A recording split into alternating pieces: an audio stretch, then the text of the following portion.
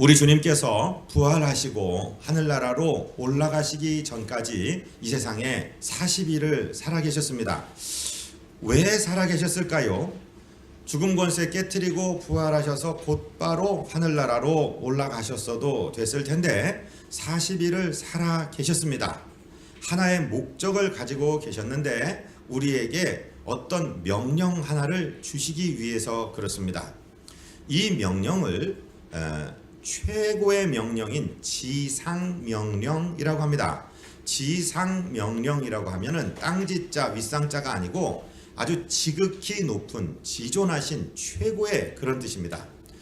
이 세상의 모든 사람에게 주신 명령은 문화명령이라고 해서 생육하고 번성해서 땅에 충만하고 땅을 정복하고 공중의 새와 바다의 고기와 땅에 기는 모든 것을 다스려라 하는 것이 문화명령이라고 한다면, 예수 믿어서 구원받은 하나님의 자녀가 되고 예수님의 제자가 된 저와 여러분에게는 복음명령이라는 것이 주어졌는데, 이 명령은 정말로 지존하신 명령이고 큰 권세가 있는 명령이고, 부활로 승리하신 주님께서 승천하시기 전에 마지막으로 남겨놓으신 유언과도 같은 명령이기 때문에 우리가 부활 후 첫 주일 오늘 이 명령을 공부하는 것이 매우 중요한 것입니다. 그런데 이 명령을 이해하기 위해서는 이 명령을 주시는 분이 누구시냐, 누구로부터 내려온 명령이냐가 매우 중요합니다. 대통령령이라는 것이 있고, 우리가 직장에 가면 상사의 지시 명령이 있고, 가정에서는 부모가 우리에게 당부하는 말씀이 있습니다. 그런데 그 모든 명령 가운데 지고하시고 지존하시고 가장 상위에 있는 명령이, 예수 믿는 저와 여러분은 동시에 바로 이 명령을 가지고 있는데, 이 명령을 주시는 예수님께서 당신이 누구이신지를 말씀하시면서 명령하십니다. 자, 오늘 본문 마태복음 28장 18절 말씀을 우리 다시 한번 받들어 읽습니다. 아멘. 예수께서 나와 말씀하여 이르시되 하늘과 땅의 모든 권세를 내게 주셨으니, 당신이 어떤 명령을 내리시기 전에 내가 누구다, 그리고 어떤 권세로 이 명령을 한다 하는 것을 말씀하시는데, 무슨 말씀을 하시냐면 하늘과 땅, 우주적인 모든 권세가 당신에게 주어져 있다 하는 것을 설명을 하십니다. 이 하늘과 땅은 창조주 하나님의 것입니다. 하나님의 이름이 구약 성경에서는 여호와라고 등장하고 있는데, 이 하나님이 어떤 권세를 가지셨는지 역대상 29장 11절 12절에서는 이렇게 표현하고 있습니다. 같이 읽을까요? 여호와여, 위대하심과 권능과 영광과 승리와 위엄이 다 주께 속하였사오니 천지에 있는 것이 다 주의 것이로 소이다. 여호와여, 주권도 주께 속하였사오니 이는 높으사 만물의 머리이심이니이다. 부와 귀가 주께로 말미암고 또 주는 만물의 주제가 되사 손에 권세와 능력이 있사오니 모든 사람을 크게 하심과 강하게 하심이 주의 손에 있나이다. 아멘. 여호와 하나님께서 창조주이시며 생명 여탈권을 가지고 계시고 생사화복권을 가지고 계시고 인간의 모든 운명을 주장하시고 역사를 주관하시는 대주제시라는 얘기가 지금 노래되고 있습니다. 그런데 참 재미난 것은요, 영어 성경을 읽다 보시면 영어 성경의 많은 버전들 중에서 New International Version이라고 해서 선교사들이 가장 많이 읽고 가장 보편적으로 읽히는 성경에 보면은 여호와 하나님을 번역할 때 The Lord, 주님 이렇게 번역합니다. 여호와라고 하지 않고 The Lord라고 번역하는데, 신약에 오면은 이 The Lord, 이 주님이 누가 되냐면 예수님이 되십니다. 예수의 이름이 구약에는 잘 등장하지 않는데 신약에 와서는 The Lord, 주님이라고 해석되는 부분이 예수님이라 이 말씀이죠. 아니 도대체 어떤 과정을 겪었길래 이런 일이 일어났습니까? 하고 질문하셔야 정상입니다.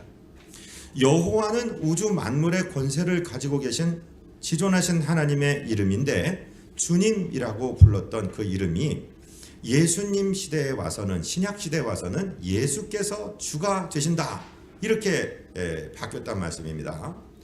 예수님은 100% 하나님과 동일하신 참 하나님이심과 동시에 저와 여러분, 죄 지어서 죽을 수밖에 없는 운명을 가진 저와 여러분을 건지시기 위하여 우리 인간이 가지고 계신 나약성, 제약성, 유한함을 스스로 입으셨습니다.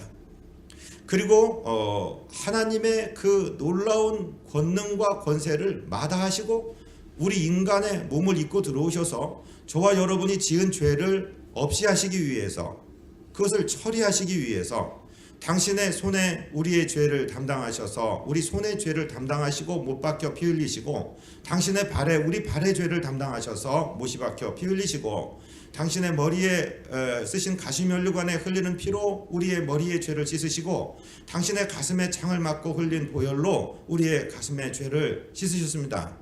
그리고 생명을 주셨습니다. 거기서 끝나셨는데 그것이 끝이 아니라 우리 주님께서는 십자가로 저와 여러분의 죄를 처리하신 이후에 인간이 가장 두려워하고 인간의 가장 큰 한계가 되는 죽음의 권세를 깨뜨리시고 부활하셨습니다. 살아나셨습니다. 그래서 우리 첫 번째 인간 아담과 하와가 죄를 짐으로 말미암아 사단에게 넘겨줬던 그 공중의 권세들, 우리가 가지고 누려야 될 그 권세 빼앗긴 것을 주님께서 회복하셨습니다. 부활 이후에 참 하나님으로서의 모든 권세가 회복되셨다는 사실, 그래서 이제 우리 주님께서 완전한 승리를 이루시고 완전한 치료자 구원자가 되셨다는 이 사실을 자녀들에게, 제자들에게 선포하심으로 당신이 누구신지를 알리고 계십니다. 이 사실에 대해서 바울은 성령의 도움으로 뭐라고 표현하고 있냐면, 빌립보서 2장에 보면 그 5절부터 주님은 원래, 예수님은 하나님과 본질적으로 동일하신 분이셨는데 그 모든 권한, 권세를 다 마다하시고 종처럼 낮아지셔서 죽기까지 복종하셨고 당신의 생명을 십자가에 내어 주셨다. 그 다음에 하나님께서는 이 예수님을 어떻게 하셨냐를 빌립보서 2장 9절부터 설명하고 계십니다. 우리 같이 읽겠습니다. 이러므로 하나님이 그를 지극히 높여 모든 이름 위에 뛰어난 이름을 주사 하늘에 있는 자들과 땅에 있는 자들과 땅 아래에 있는 자들로 모든 무릎을 예수의 이름에 꿇게 하시고 모든 입으로 예수 그리스도를 주라 시인하여 하나님 아버지께 영광을 돌리게 하셨느니라. 아멘. 이제 이해가 되십니까? 구약 성경에 여호와가 주님이셨는데 신약 성경으로 넘어오면서 예수가 그 주가 되시는 이 권능, 이 우주적인 권능, 이 우주에서 예수님보다 더 권세 있는 분은 없으십니다. 이 권능을 당신이 받으셨다. 내가 이 권능을 가지고 너희에게 위임하면서 이 엄청난 권세를 너희들에게 맡겨주면서 내가 당부하고 명령한다. 이 내용을 저와 여러분이 받고 있다는 것입니다. 이 명령의 내용을 공부하기 전에 이 엄준하신 명령이 지존하신 하나님, 최고로 높으신 하나님, 예수님보다 더 높은 권세가 없는 바로 그 예수님으로부터 왔다는 사실을 인식하고 이 명령을 받는 것이 얼마나 중요한지 모릅니다. 저와 여러분은 권세 있는 하나님의 자녀들이며 예수 그리스도의 제자들입니다. 담대하시기를 바랍니다. 명령을 주시고 그 권한을 위임하신 주님께서 이 우주적인 권세를 가지고 우주에 가장 지존하신 분입니다. 지금 성도님들께서 두려워하고 있는 어떤 권세가 있습니까? 어떤 윗사람이 있습니까? 어떤 인간이나 이데올로기나 어떤 존재가 있더라도 그 전 존재보다 강하시고 지존하시고 높으신 분이 저와 여러분의 주가 되시는 예수 그리스도라는 사실을 믿고 사시기를 주님 이름으로 축복드립니다. 이 주님이 뭐라고 명령하셨냐면요, 본문 19절입니다. 그러므로 너희는 가서 모든 민족을 제자로 삼아 아버지와 아들과 성령의 이름으로 세례를 베풀고 내가 너희에게 분부한 모든 것을 가르쳐 지키게 하라. 이 내용입니다. 그런데 이 본문이 굉장히 복잡하죠. 동사들이 적어도 4개 이상 나열되고 있기 때문에 도대체 이게 무슨 뜻이지? 구체적으로 무슨 뜻인지 할 수 있습니다. 그런데 이 문장은요, 이 문장에 본동사가 있는데 그 본동사는 저를 따라 하십니다. 제자 삼으라. 네. 제자를 삼으라는 말씀이 본동사이고 나머지 동사들은 분사들입니다. 영어 공부하신 분들은 알지만 분사는 해석할 때 하면서 이렇게 해석한다. 그런 얘기를 기억하시면 좋겠습니다. 그러니까 무슨 뜻이냐면 너희는 온 땅으로 가면서 그 다음에 아버지와 아들과 성령의 이름으로 세례를 베풀면서 또 예수님의 말씀하신 것을 가르치면서 또 그 모든 것을 지키게 하면서 제자 삼아라 이 말씀입니다. 그러면 제자 삼는다는 게 도대체 무슨 말입니까? 어떻게 제자를 삼습니까? 하면 예수님께서 어떻게 제자를 삼으셨는지를 공부하면 되는데 지금부터 제가 드리는 말씀은 로버트 콜만 목사님이 주님의 전도계획이라는 책에서 이야기하고 있는 예수님의 사역을 8가지로 분석하고 있는데 우리 비전 성도님들은 이 8가지가 마음속에 자동적으로 암기가 되었으면 좋겠습니다. 예수님과 제자의 관계를 이야기할 때 제일 먼저 어떤 일을 하셨냐면요, 예수님은 제자들을 선택하셨습니다. 그런데 제자라 그러면은 말이 굉장히 의미가 넓은 개념입니다. 예수님을 따르면서 예수님의 말씀을 듣던 사람들은 다 제자입니다. 그런데도 그 사람들 중에 예수님은 한 70명 정도를 모으셔서 전도 훈련을 시키시고 각 마을로 파송하신 적이 있습니다. 그런가 하면 예수님은 그 제자들 가운데서 12명을 뽑아서 제자와 동시에 사도, 영어로 아포스톨이라고 얘기하는 사도로 임명을 하셨습니다. 예수님의 제자 삼는 법칙 중에 첫 번째는 선택하심입니다. 저와 여러분이 어쩌다 보니까 예수 믿게 우연히 예수를 믿었다고 생각하십니까? 아니면 하나님께서 먼저 선택하신 거 누군가를 통해서 부르셨다고 생각하십니까? 후자가 맞으십니다. 저와 여러분은 예수님의 선택하심을 입은 자들입니다. 성경책을 빨리 찾을 수 있는 분들은 마가복음 3장 13절을 찾으시고 다른 분들은 귀로 들으셔도 되겠습니다. 우리 마가복음 3장 13절을 우리 같이 한번 19절까지 읽겠습니다. 아멘. 또 산에 오르사 자기의 원하는 자들을 부르시니 나아온지라. 이에 12를 세우셨으니 이는 자기와 함께 있게 하시고 또 보내사 전도도 하며 귀신을 내어쫓는 권세도 있게 하려 하심이로라. 이 12를 세우셨으니 시몬에게는 베드로라는 이름을 더하셨고 또 세베대의 아들 야고보와 야고보의 형제 요한이니 이 둘에게는 보아너게 곧 우레의 아들이란 이름을 더하셨으며 또 안드레와 빌립과 바돌로메와 마테와 도마와 알페오의 아들 야고보와 및 다데오와 가나안인 시몬이며 또 가룟 유다니 이는 예수를 판 자라. 예수님께서 당신의 원하는 자들을 뽑아서 세우셨다. 사람 고르고 세우는 게 얼마나 어려운 일인지 아십니까?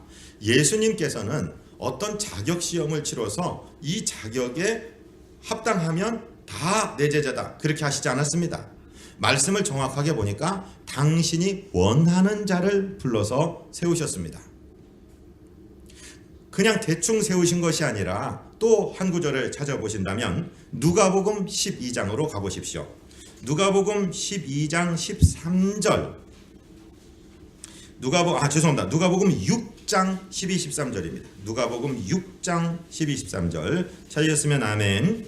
이때에 예수께서 기도하시러 산으로 가사 밤이 맞도록 하나님께 기도하시고 밝음에 그 제자들을 부르사 그 중에서 12를 택하여 사도라 칭하셨으니. 자, 예수님께서 제자를 택하실 때 임의로 내 마음에 드는 사람, 그저 내가 원하는 대로 나한테 잘 해주는 사람 이렇게 세우셨습니까? 아니면 기도하고 세우셨습니까? 12절에 보니까 산에 올라가서 밤이 새도록 아침이 될 때까지 밤이 마치도록 철야기도 하신 다음에 12를 택하셨습니다. 그런데도 그 중에 하나가 예수님 팔아먹고 11사람 다 도망가고. 사람을 세우는 일이 그렇게 힘든 일인데 저와 여러분 예수님께서 만에 하나 고르고 천에 하나 뽑아서 선택한 제자가 되신 것을 믿게 되시기를 바랍니다. 시편 65편 4절에 보면 주께서 택하시고 가까이 오게 하사 주의 뜰에 거하게 하신 사람은 복이 있나이다. 우리가 주의 집 곧 주의 성전의 아름다움으로 만족하리이다. 할렐루야. 옆에 분한테 말씀 좀 해주세요. 정말 복되신 분이십니다. 주님께서 당신을 택하셨기 때문입니다. 주님께서 이 수많은 73억의 인구 중에 저와 여러분을 먼저 택하셨어요. 그리고 가까이 오게 하셨어요. 너는 내 집 뜰 안에 좀 머물러 있어라. 바깥에서 휴지를 줍든 화장실을 청소를 하든 자녀를 맡아 기르든 찬양대에서 섬기든 예배위원으로 섬기든 하여튼 무슨 일을 맡아서 하든 간에 우리 주님이 저와 여러분을 콕콕콕 찍어서 지명하여 부르시고 가까이 불러서 주의 뜰에서 주님을 섬기게 하셨는데 이건 특권 중에 특권입니다. 이 특권을 가진 우리는 누구로부터 명령을 받았냐? 이 우주적인 권세를 가진 주님으로부터 명령을 받았다는 사실입니다. 자, 주님이 제일 먼저 제자들과 하신 일이 선택하셨다는 일입니다. 두 번째는 뭐냐면요, 선택하셔서 같이 있게 하셨죠. 저를 따라하십니다. 선택. 동거. 네. 제자 삼는 일의 핵심은 동거입니다. 같이 사는 겁니다. 네, 같이 사는 거예요. 오늘 제자 훈련하는데 야 베드로 야고보 요한 나 출석 불렀냐 12명 다 왔냐? 오늘은 제자 훈련 교재 제2장 3페이지부터 시작한다. 문 열어라. 이렇게 하신 적이 없어요. 책도 없었고 연필도 없었고.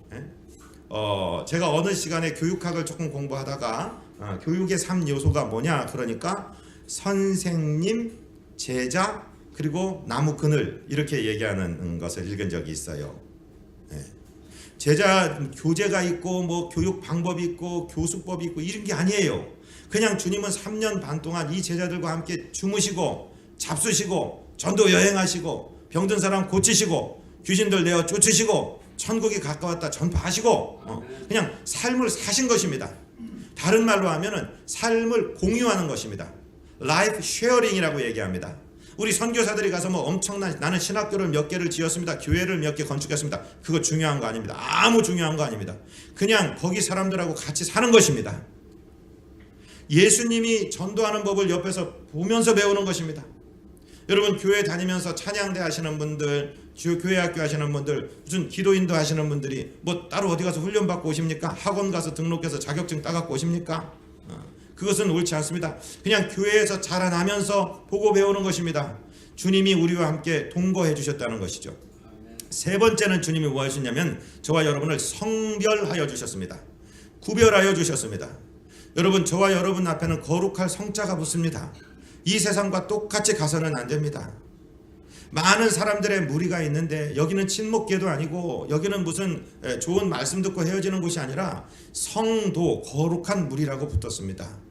주님이 거룩하셨기 때문에 저와 여러분을 거룩하게 만드신 것입니다.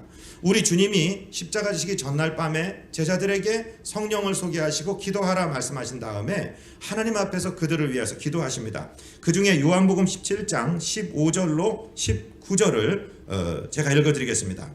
내가 비옵는 것은 저희를 세상에서 데려가시기 위함이 아니요 오직 악에 빠지지 않게 보존하시기를 위함이니이다. 내가 세상에 속하지 아니함 같이 저희도 세상에 속하지 아니하였삼나이다. 저희를 진리로 거룩하게 하옵소서. 아버지의 말씀은 진리이니이다. 아버지께서 나를 세상에 보내신 것 같이 나도 저희를 세상에 보내었고 또 저희를 위하여 내가 나를 거룩하게 하오니 이는 저희도 진리로 거룩함을 얻게 하려 함이니이다. 아멘. 예수님이 당신을 구별시킨 것처럼 저와 여러분을 성별하셨습니다. 오늘 완전히 외우셔야 됩니다. 지금 3개 했습니다. 처음에 주님이 우리를 어떻게 하셨다고요? 선택하셨습니다. 우리와 어떻게 하셨다고요? 동거하셨습니다. 우리를 거룩하게 어떻게 하셨다고요? 성별하셨습니다. 그리고 네 번째는 무엇이냐면은 분여라는 말이에요. 이건 어려운 말이죠. 영어로 이해하는 것이 온전히 편할 수도 있습니다. 부분을 나타내는 말을 part라고 합니다. 그죠? 무슨 기계 용어로는 부품이 되죠. impart 하는 것은 이 부분을 떼어주다 하는 것입니다. 그걸 명사형으로 만들면 impartation, 나의 어떤 부분을 떼어서 남에게 주는 것을 말하는데 우리 주님께서는 우리 제자들 부르셔서 선택하시고 같이 사시고 거룩하게 하셨을 뿐만 아니라 당신을 가지고 계신 능력을 저와 여러분에게 나눠주셨습니다. 어떤 능력이요? 병을 고치는 능력, 귀신을 쫓아내는 능력, 그리고 무엇을 새롭게 고쳐내는 이런 아름다운 능력들, 우리가 이야기하는 은사들을 당신이 가지고 계신 것을 저와 여러분에게 나눠주셨습니다. 믿으시기를 바랍니다. 나눠주실 것이 아니라 와 있습니다. 그 권세가. 예수님이 살면서 이걸 우리에게 부여해 주셨습니다. 반복해 보실까요? 예수님이 우리를 선택해 주셨습니다. 우리와 함께 동거해 주셨습니다. 우리를 거룩하게 성별하여 주셨습니다. 당신이 가지고 계신 능력을 우리에게 분여 나누어 주셨습니다. 그리고 다섯 번째로는 모범을 보여주신 겁니다. 모범을. 주님이 우리와 동거하시면서 전도하시는 모습, 또 어떤 공격하는 사람들을 대하는 모습, 불쌍한 사람들을 돕고 고쳐주고 하는 모습들을 몸으로 데몬스트레이션 해주셨어요. 보여주신 거예요. 베드로가 성령 받은 다음에 미문 앞에 앉은 안전뱅이를 일으킨 것은 무엇 때문일까요? 주님이 보여주신 그 모범대로. 예수님이라면 이때 동전을 던져주고 가시지 않았을 거야. 예수님이라면 그가 보이신 그 모범을 생각해보면 이 앉아서 걷지 못하는 사람 일으켰을 거야. 그 모범이 있었기 때문에 베드로가 그 일을 행했을 수가 있었던 것이죠. 다섯 가지 반복하시겠습니다. 예수님이 우리를 선택해 주셨습니다. 우리와 함께 동거해 주셨습니다. 우리를 거룩하게 성별하여 주셨습니다. 당신의 능력을 우리에게 분여해 주셨습니다. 그리고 그분의 모범을 보여주셨습니다. 그런가 하면 이분께서는 어떻게 했냐면은 오늘 이 말씀, 오늘 이 19절의 말씀대로 우리를 파송해 주셨습니다. 다른 말로 위임해 주셨습니다. 다른 명령을 commandment 또는 mandate 이렇게 표현하는데 이 복음 명령은 commission이라고 얘기해요. commission이라는 말은 그냥 명령이 아니라 내가 하던 일을 내 권한과 내 모든 것을 위임해 주는 거, 맡겨주는 거. 그러니까 엄청난 명령입니다. 그냥 살면서 지켜야 되는 계명 정도가 아니라 당신의 생명을 주시면서 우리를 건지신 이것을 우리에게 통째로 그 권세와 함께 commit, 맡겨주신 거예요. 저와 여러분을 그러면서 세상에 보내십니다. 우리가 이 세상에 살아갈 때 어떻게 살아야 되냐? 주님께서 나를 보내셨기 때문에 지금 내가 여기 있다. 여러분 직장 있을 때 내가 월급 받으러 여기 와 있다. 그렇게 생각하시면 안 돼요. 내 이 현장에 주님이 나를 보내셔서 있다. 지난주에 기독교 방송에서 목사님 급하게 와서 이 신천지 이 이단들이 난리를 치고 이제 적반하장으로 CBS를 폐쇄하겠다고 서명을 받고 이러는데 어떻게 좀 해주십시오. 그래서 기도를 2분짜리를 녹음해서 보낼 테니까 기도를 해주십시오. 마이크 앞에 딱 앉았어요. 그런데 하나님 뭐라고 할까요? 그런데 네가 지금 내가 위임된 자리에 이 위임한 자리에 네가 앉아있지.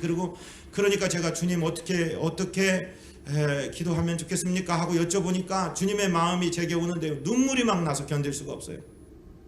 잘 믿겠다고 했는데 거짓 선지자를 따라가고 멸망의 길에 걸어가며 사람을 향해서 보혜사라고 그러고 하나님이라고 그러고 영생불사한다고 그 사람 앞에 그 모든 충성을 다하고 가정을 다 깨트리면서 직업을 다 팽개치면서 그 죽음의 길에 따라가는 그 심령들을 보니까 밉기보다는 막 가련해서 견딜 수가 없어요. 불쌍해서 견딜 수가 없어요. 하나님 이 영혼들 풀어주셔야 됩니다. 이 거짓 선지자로부터 건져내 주셔야 됩니다. 막 이 마음이 왔는데요. 이게 위임하신 마음이구나. 예수님께서 바라보실 때 이 마음이시겠구나 하는 것을 우리가 느낄 수 있습니다. 여러분 직장에서 주님이라면 어떻게 하실까? 주님이 나를 보내셨는데 내가 주의 제자로 여기서 어떤 행동을 해야 되고 어떻게 말해야 되고 어떻게 반응해야 되는가? 여러분 주님께 여쭤보시기 바랍니다. 그럼 위임하신 주님께서 우리에게 말씀해 주실 것입니다. 그때 사람들이 우리에게서 당신 만나면 하나님 만나는 것 같고 당신에게 예수의 향기가 납니다. 그런 고백들이 들려올 줄로 믿습니다. 사랑하는 성도 여러분, 정말 우리가 주님으로부터 우리 삶의 자리에 우리 가정의 이웃의 친족들에게 위임되어 가 있다는 사실을 꼭 기억해 주시기를 바랍니다. 그런가 하면은요, 우리 주님은요 우리를 위임하셨을 뿐만 아니라 우리에게 감독해 주십니다. 우리를 지켜 주십니다. 70 제자들이 둘씩 나눠져서 전도한 다음에 주님 우리가요 예수의 이름 주님의 이름으로 얘기했더니 막 귀신들도 떠나가고 엄청난 역사가 있었어요. 그러니까 주님이 뭐라고 그러세요? 그래, 성령으로 기뻐하시면서 말씀하시기를 나도 사단이 저 번개같이 땅에 처박히는 걸 봤다. 너희들 대단하다, 잘했다 격려해 주시고, 그런데 너희들이 귀신이 떠나가는 것으로 말미암아 기뻐하지 말고 너의 이름이 생명책에 기록된 것으로 기뻐하라면서 주님이 우리를 코칭해 주시고 감독해 주시고 우리를 보호해 주시고 지켜 주신다는 것입니다. 할렐루야. 예, 우리 주님께서 우리를 위임하셨을 뿐만 아니라 우리를 감독해 주시고 지켜 주신다. 마지막으로는 우리로 하여금 다른 제자들을 낳게 하심으로 이 제자 삼는 일을 재생산하게 해 주십니다. 8가지 얼마나 이제 기억하시는지 우리 다시 한번 해보시겠습니다. 주님께서 우리를 천에 하나 고르고 만에 하나 뽑아서 한 분씩 선택하셨습니다. 우리와 함께 동거해 주십니다. 우리를 거룩하게 성별해 주십니다. 당신의 능력을 우리에게 분여 나눠주십니다. 그리고 5번째는 우리에게 당신의 모범을 보여주시고 6번째는 우리를 그 사역에 위임하시고 파송하시고 7번째 우리의 감독자가 되시고 보호자가 되시고 지켜주시고 8번째 우리로 하여금 또 다른 제자들을 낳게 하는 재생산, reproduction, 이 재생산하게 하시는 이 제자도의 8가지 과정입니다. 여러분, 내가 지금 누구를 만나서 어느 단계에 있는지 이것은 꼭 어떤 프로세스로 일어나는 것은 아닙니다. 8개 중에 어떤 것이 먼저 일어나고 어떤 것이 나중에 일어날 수도 있는 일입니다. 그런데 이걸 항상 머리에 두시고 살아가신다면 우리 삶에서 예수님의 제자들이 생겨날 줄로 믿습니다. 이 삶이요, 가장 인생 중에 가장 위대한 인생입니다. 어떤 분은 사람을 고치는 의사 선생님이십니다. 어떤 분은 교육하시는 교육자이십니다. 어떤 분은 사람들을 만나 비즈니스하는 사업가이십니다. 어떤 분은 학교에서 공부하는 학생입니다. 저는 성도들 섬기는 목사입니다. 그러나 이 모든 현장은 무엇하기 위해서 있느냐? 주님의 지상명령, 제자 삼으라는 명령 가운데 있다는 사실을 기억하시고 우리 인생을 살아간다면 우리는 반드시 승리하신 주님과 동행하는 인생이요, 주님의 기적이 동반되는 인생인 줄로 믿습니다. 그러면서 주님이 뭐라고 말씀하셨냐면요, 오늘 본문 20장 2번째 문장을 보시면은 뭐라고 말씀하세요? 볼지어다 내가 세상 끝날까지 너희와 항상 함께 있으리라 하시니라. 할렐루야. 네? 세상 끝날까지 가끔가다 찾아오겠다 그러셨습니까? 항상 함께 있겠다 하셨습니까? 항상 함께 있겠다. 내 인생의 목적을 제자도에 맞춰들고 내가 제자 삼는 일에 살겠다 하면은요, 주님께서 항상 우리가 충성해서 잘할 때든지 우리가 조금 요령을 피우고 그저 딴정을 부릴 때든지 우리가 넘어져서 울고 있을 때든지 우리가 괴로움을 겪을 때든지 항상 떠나가지 아니하시고 함께 하신다고 약속하신 주님, 거짓말 못하시는 주님께서 성실하게 우리와 동행해 주실 줄로 믿습니다. 아멘. 그것을 마가복음에서는 이렇게 기록하고 있어요.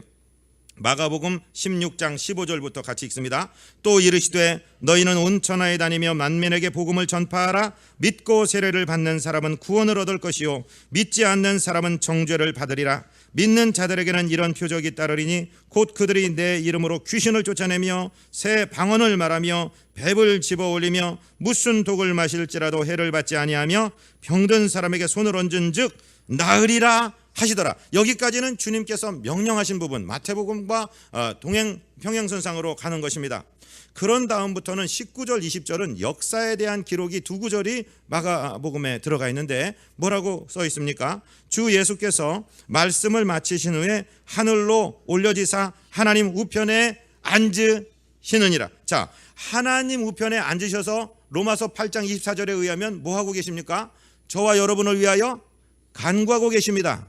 그런데 이 명령을 받은 제자들이 어떻게 했다는 것이 한 절이 역사의 기록으로 마가복음에 기록되어 있는데 마지막 절이 무엇입니까? 제자들이 나가 두루 전파할세 주께서 함께 역사하사 그 따르는 표적으로 말씀을 확실히 증언하시니라. 아멘. 이 말씀은 역사의 기록으로 끝난 것입니까? 아니면 지금까지 계속되는 언약입니까? 지금까지 계속되는 것입니다. 이 주님의 명령, 이 지상 명령은 위임령이기 때문에 그분의 권세가 동반되는 것입니다. 저와 여러분이 복음 전하는 현장에서 아픈 사람 만나면 기도해 주시기를 바랍니다. 귀신 들린 사람 만나면 귀신을 쫓아주시기를 바랍니다.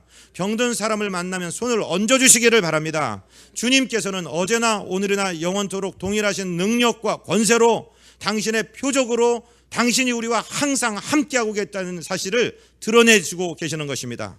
저와 여러분이 이 권세를 가진 줄로 믿으시기를 바랍니다. 떠나지 않겠다고 하신 말씀은 주님의 명령이고 주님의 언약이고 이 세상에 이것보다 더 중요한 명령은 없습니다. 2016년 4월 이 봄 어떻게 지내시겠습니까? 복음을 전하시기 바랍니다. 말로 전하시고 행동으로 전하시고 사랑으로 전하시기 바랍니다. 권세의 주님께서 함께 하실 줄로 믿습니다. 이 일을 잘한 분들은 하나님이 늘 나와 동행하시는 담력을 얻게 됩니다. 누구 앞에서, 어떤 대상 앞에서, 어떤 사건 앞에서도 떨지 않고 두려워하지 않고 담대하게 승리할 수 있는 것입니다. 집사님들이 많이 계신데 디모데전서 3장 13절 같이 읽습니다. 집사의 직분을 잘한 자들은 아름다운 지위와 그리스도 예수 안에 있는 믿음의 큰 담력을 얻느니라. 할렐루야. 저와 여러분 이 믿음, 이 담력 얻으셔서 어느 곳에 가든지 승리하시면서 주의 영광을 드러내는 예수의 제자, 하나님의 자녀, 승리자들 되시기를 주님 이름으로 축복드립니다.